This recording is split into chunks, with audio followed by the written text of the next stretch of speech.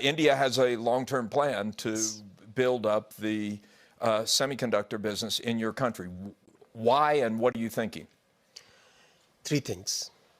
First is electronics manufacturing, which was practically negligible 10 years back, is today a significantly large industry.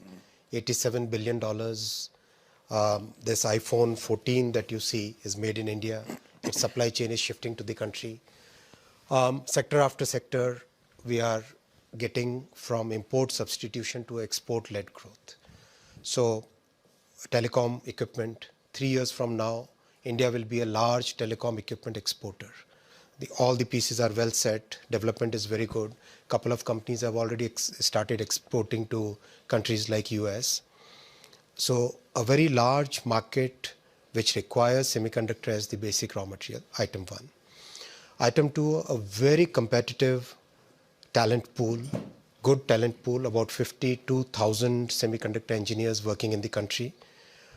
And almost all of them are working from legacy nodes to the cutting edge to the SoC, getting the absolutely new optimization in power consumption, all kind of stuff. The latest and really some of the leading edge technologies our people are working, our talent is working. That as the second factor. Third factor, our university system, which is producing about 500,000 engineers every year.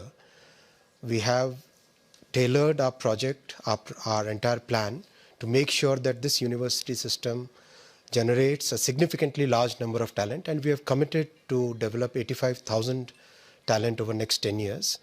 And within the 1 year of our announcement of our policy, we announced the policy on 1st January of 2022. By now, we have already tied up with 60 universities. We have changed the course curriculum. So all these factors together make it very natural that India should be the destination for semiconductor. And how about financing? How much money is the government putting behind this effort? Government is putting $10 billion.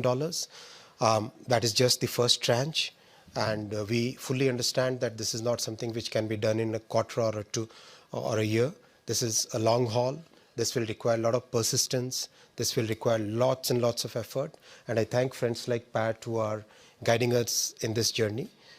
And we have listened to the industry. When we announced the scheme on 1st Jan 2022, Pat and many others gave us the inputs that the demand for higher nodes, which go into electric vehicles in Volvo, in the train sets, in practically all the telecom equipment, in power electronics, all those sectors require nodes which are higher nodes. So we changed our policy in October, opened it up further. So very flexible. No one has said, no one in the Indian government has said, hey, wait a minute, why are we investing these billions of dollars in the middle of a glut? As Pat very clearly said, this kind of ups and downs have been seen in this industry for quite some time.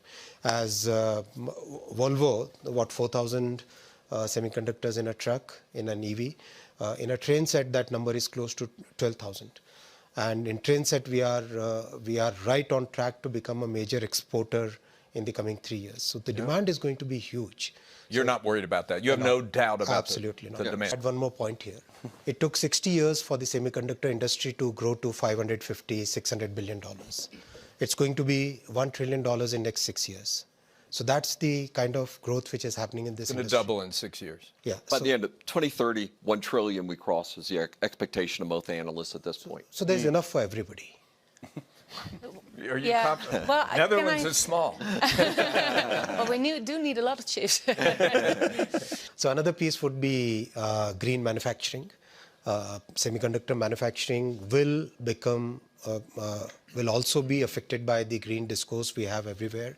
So we in India are very clear that whatever new plants, new fabs that we set up will be served with green energy, will be serviced by green energy. We already have 42% of our energy from green sources, from renewable sources, and we do want to add that advantage to the semiconductor manufacturing also. We have actually addressed that in our policy. That's a very valid point. Close to half the total demand is from the mature nodes. So in our case, in the case of India, Our entire policy supports mature nodes as well as advanced. We think we'll start with the mature nodes. And there is another innovation which is happening, and which is where the design capabilities really come to play, as Pat said.